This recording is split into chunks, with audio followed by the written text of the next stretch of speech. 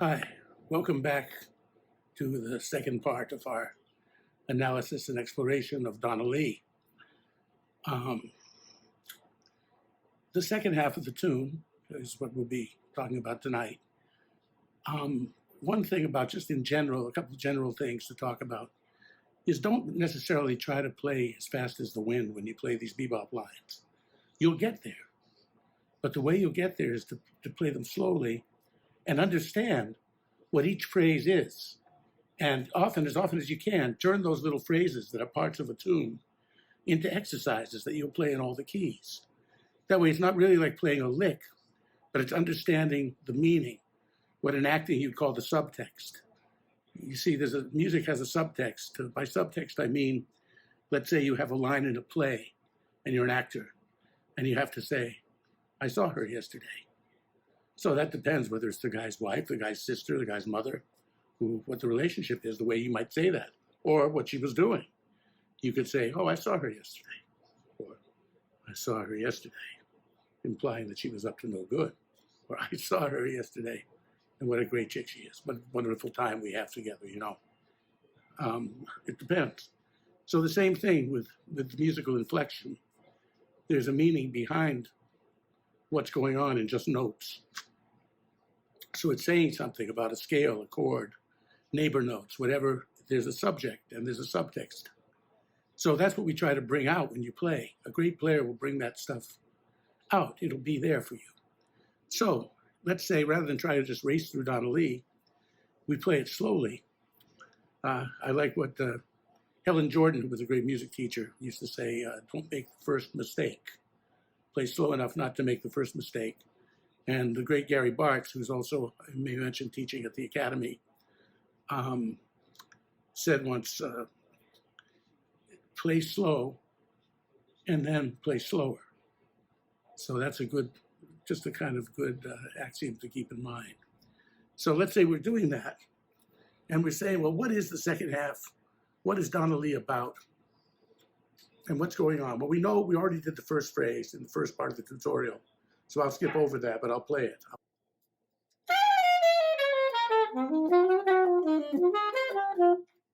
Okay, now.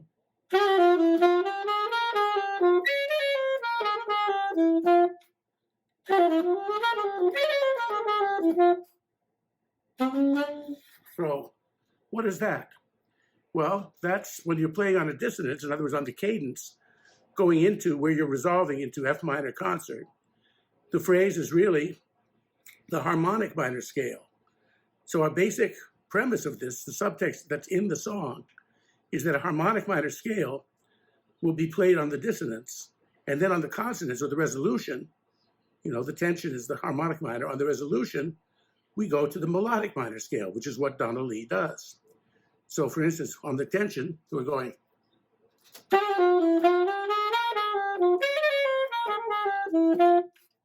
Well, that's up the F melodic minor scale on the C7th, starting from the third of the C7th concert. I'm speaking concert key, going up to the flat 9 of the chord, which is the flat 6 of the harmonic minor scale, is the flat 9 of the dominant.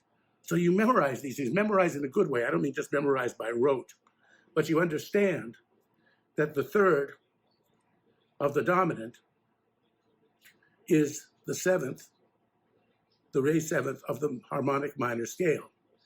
And the flat 9 of the chord is the flat 6 of the scale. So you feel that. They're both contained there. And they're very important notes, you know. So we're starting on the 5th of the dominant, or the second note of the scale. And that's going up to the 4th note of the scale, which is the 7th of your dominant. So you say, aha, okay, and you think very slowly about that. You say, okay, we're starting on the 7th of the harmonic minor scale, which is a raised 7th, which is also the 3rd of the 5/7 chord. And that's a tritone. That's going to get us up that tritone between the 3rd and the 7th with notes from the harmonic minor of F minor. So that's where we get to there. And we come down.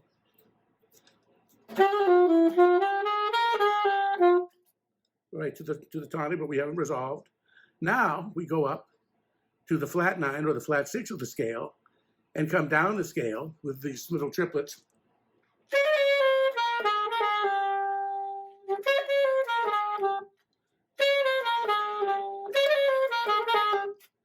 So that's coming right down the harmonic minor scale from the flat 6th into the 9th of the scale, which is from our flat 9 of the dominant to the 5th of the dominant.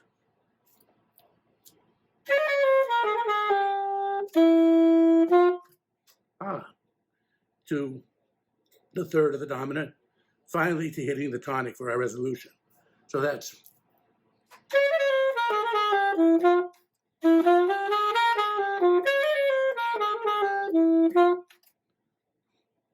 so were I in the key of, let's say, B flat minor concert, I feel the shape of it. I feel the shape being starting on my major 7th of the harmonic minor scale, up the scale in the structure I just mentioned. So I think of it very slowly, and I feel the picture of it in my mind. I almost can feel the major 7th of the scale to the root of the scale, up to the 2nd, to the 3rd, then to the 4th of the scale, then down, ba da da da, then up to my flat 9 of the dominant or my flat 6 of the scale, boo da doo da, and then to my 3rd of the scale, boo da da da da, then the half step below the tonic, which is my 3rd of my dominant, boo da. So I had in F minor.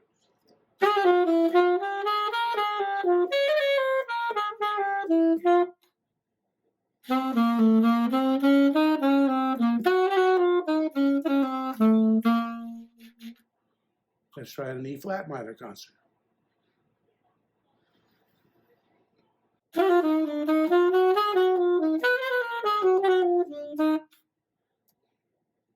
Then A flat minor.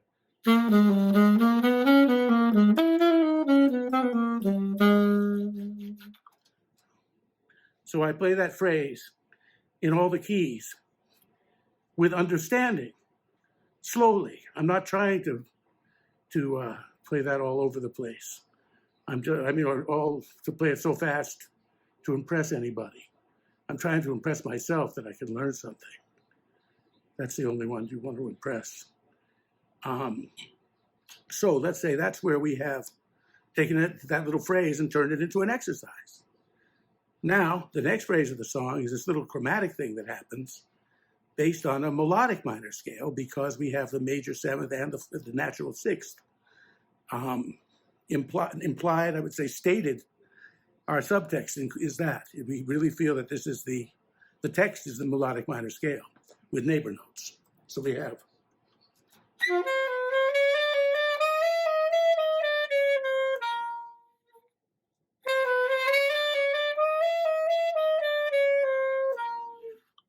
So that's from the 5th of the scale with a neighbor note, a lower chromatic neighbor, da, boo, da, upper chromatic ba, which is the lower chromatic neighbor of the next note, which is the natural 6th of the scale, da, do, da, lower chromatic neighbor of 6, then lower chromatic neighbor of the 7th or upper chromatic neighbor of 6, boo, major 7th of the scale, raised 7th because it's a harmonic, it's a melodic minor, da, do, da, down to the da, which is the upper chromatic neighbor of the 6th, da, do, and then a chromatic, da, da, and then a whole step between the 5th and the 4th of the scale. So we have, I'm starting on the root.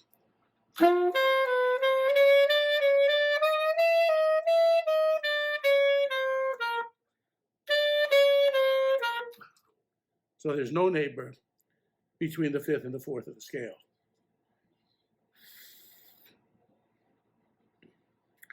And so we take that and I say, okay, well, what kind of exercise can I make out of this?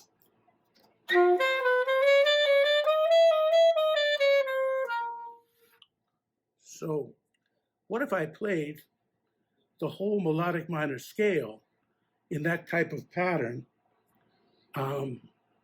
descending? So if I started on the major seventh of the scale and I did something like this, I would go. So the primal note, the chord, the scale note with the lower chromatic neighbor, dee doo dee da. Then the next note down, which is the major sixth or of the key, because it's a minor major seven. So that's also the coming down from the major seventh, lower chromatic neighbor, major seventh, lower chromatic neighbor. Now major sixth, lower chromatic neighbor, major sixth, lower chromatic neighbor. So now I'll do the fifth, the same thing. And the fourth of the scale. And then I might land on my third of the minor key.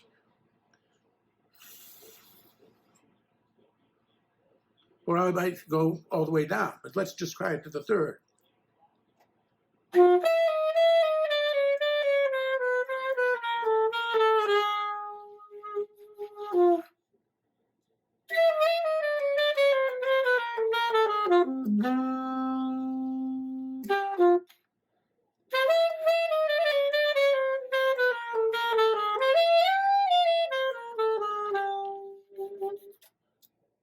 So that brought me down to that.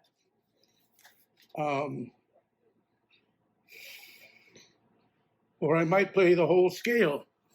I might do something like this.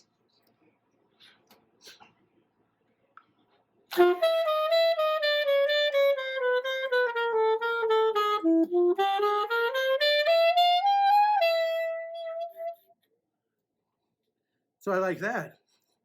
I went all the way. When I hit my third, I went down to my major seventh of the scale, took the scale all the way up to the third, and came down and resolved on the major seventh. So here's eighth notes, there's even eighth notes. So with a pickup on the end of four, or no pickup, let's just start on one.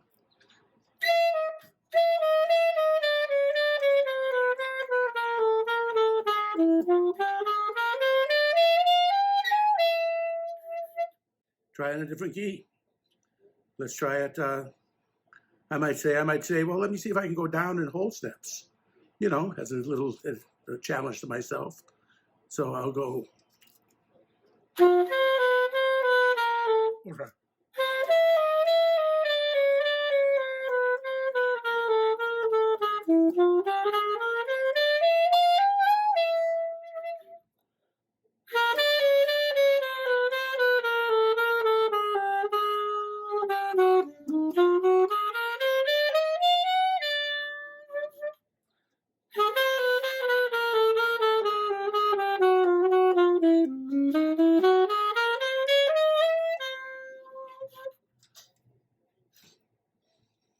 So I've made an exercise out of that. And I might even think of what I might play were I to ascend with that idea in mind. Scale note, lower neighbor, scale note, upper neighbor, which is the lower neighbor of the next note of the scale, to, say, starting on the root. I might start on the root, play my neighbor, which is the major seven, to the root, to the sharp, into my nine. I consider 9, 2 is 9, 4 is 11, 6 is 13, except in minor, 6 is 6. But, and the major 7 too, 6 is 6. But we'll get into that at a different time, those nomenclature things. But for now, neighbor note, chordal note, scale note, neighbor note, scale note, neighbor note. Scale note, neighbor note, scale note, and then sometimes the neighbor is a scale.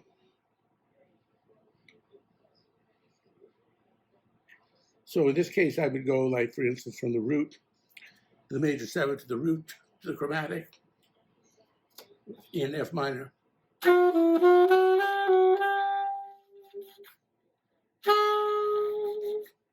Now then I'll go a whole step from my third to my fourth because I don't want the major third in the middle.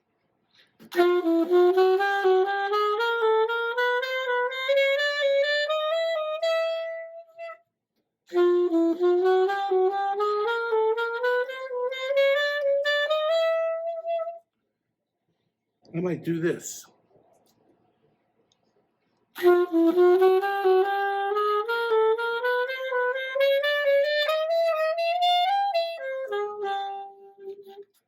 I take it down the arpeggio.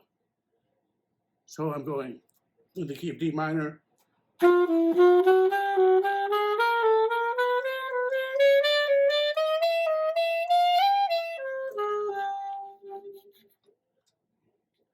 So then I might take that in a different key.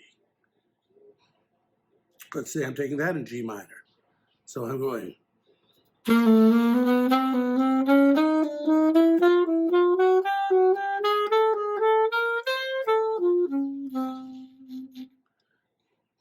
Doesn't sound quite as good going up as it does going down to me.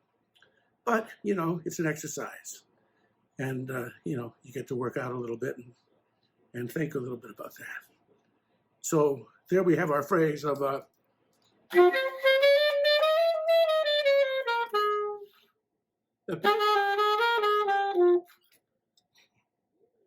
so we could take that in 12 keys as well.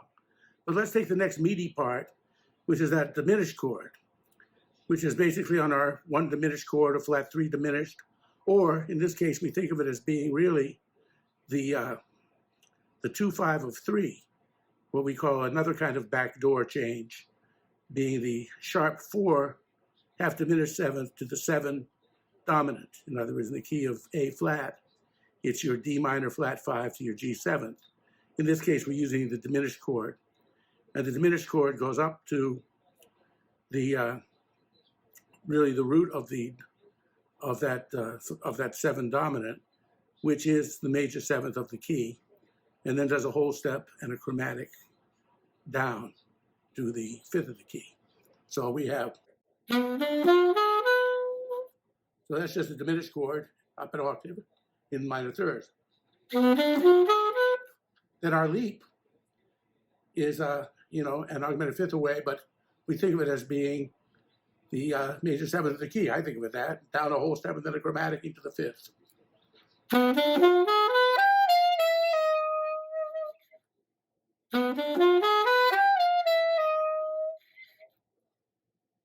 When I play the G7th and I hit the G, and my note is G, I come down with a whole step and a chromatic into my 5th, which is the E flat, which is the 3rd of the C minor 7th. And then I play the moving line as being this 7 to the 3 line on C minor F7th, being the B flat to the A. And then I hit the 3rd. So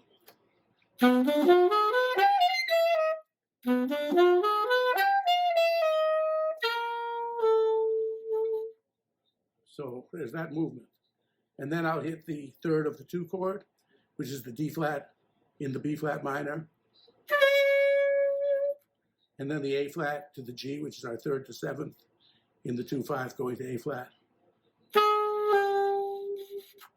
And then I'll just hit the 3rd to the 1 to resolve.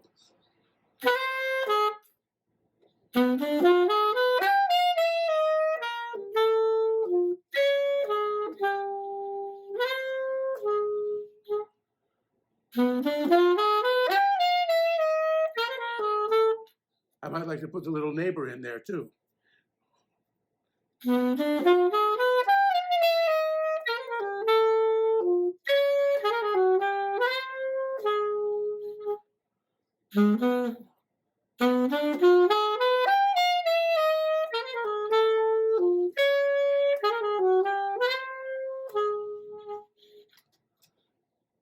So, once again, I may play that. That phrase in different keys. So I say, well, if I would be in the key of C, just picking a random key, I think of the shape of the key. You know, I think of the shape of the phrase. So I said, okay, well, it starts on the minor third of the key and does an octave in minor thirds, that goes up that diminished chord, then jumps up to the major seventh of the key, which is the function I told you.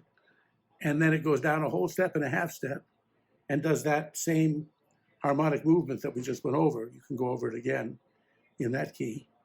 You know, it's really the third to of the 2 chord to the 7 and the third of the movement of the 2/5 of the 3/6, then the third of the 2 chord of the key, and so the third of the 3 chord, which is the 2 of the 2/5 of 2, then the third of the 3 of the 2 chord, which is the 2/5 of 1, and you do the 7 to third movement, and then take it home from going 3 to 1 of the key, or 13 of the dominant to 1. So in the key of A flat,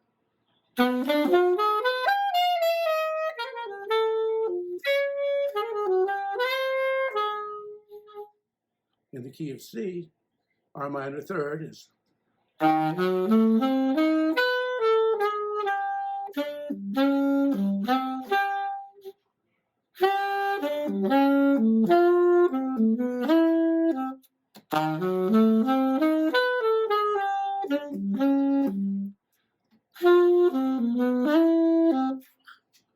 key of F. We say to ourselves, what's the minor third in F? And let's go up that diminished chord. What's the major seventh? We focus on the focal point of the phrase, just like an outline. If you're outlining diagramming a sentence in grammar, we go key of F, start on the minor third, go up an octave in minor thirds. That's our diminished chord. To the major seventh, whole step, half step, third to seventh.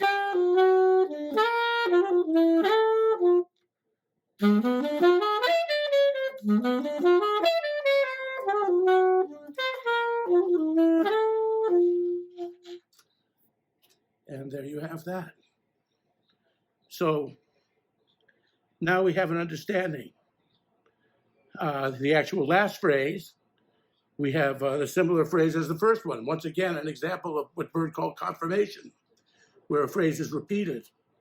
In this case, in a different place, but it's the same thing.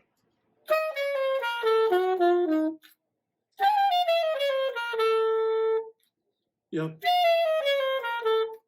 So that's in the beginning. Now, finally, he reprises, or reprises, however you pronounce it, that same kind of phrase. Let's say when we go.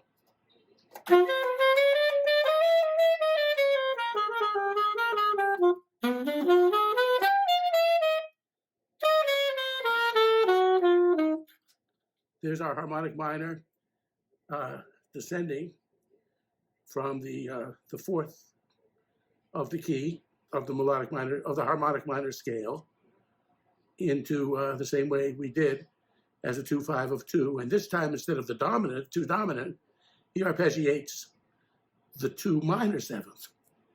So instead of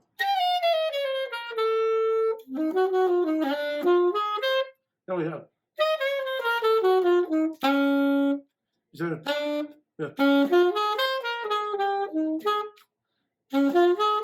so that's your 2 chord up to the 9th. And on the 5 chord, it's the 2 of the key, or the 5th of the 5 chord down the scale. And even those 4 notes, you say, okay, if I'm going to resolve, that's 5, 4, 3 of the 5 chord, 5, 4, 3, and then the root of the 5 chord to the root of the tonic. Or you can think of it as the second, the root, and the 7th of the key we're in to the 5th to the 1.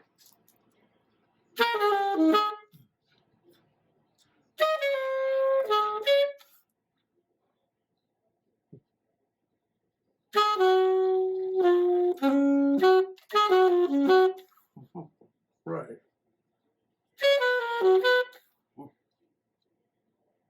And etc. You put it through the cycle, you know. There we have that phrase, 1, 2, boo ba doo ba wop, and you try to swing. You play like your Count Basie's band, and you go, let's say you start at E flat. 1, 2.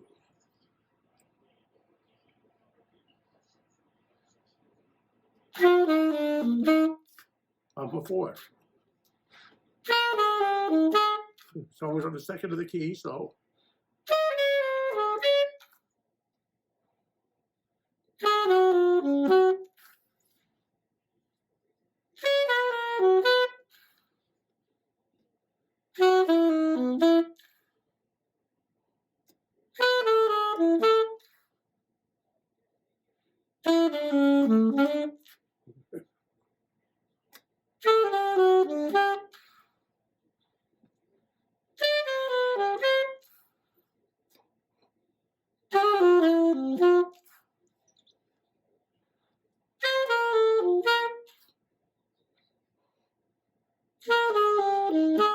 I'm sorry, what's the wrong key there?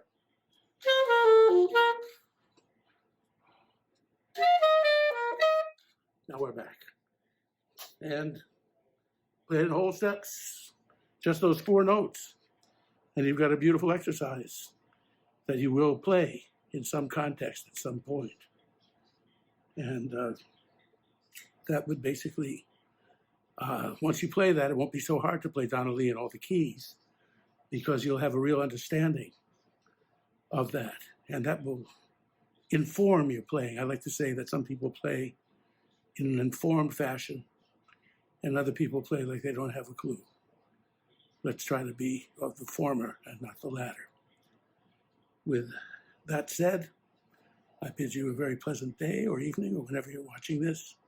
Please, if you like this, give it a like and tune into the Bob Mover Academy. We've got a lot of wonderful classes coming up, and we're opening on March 22nd.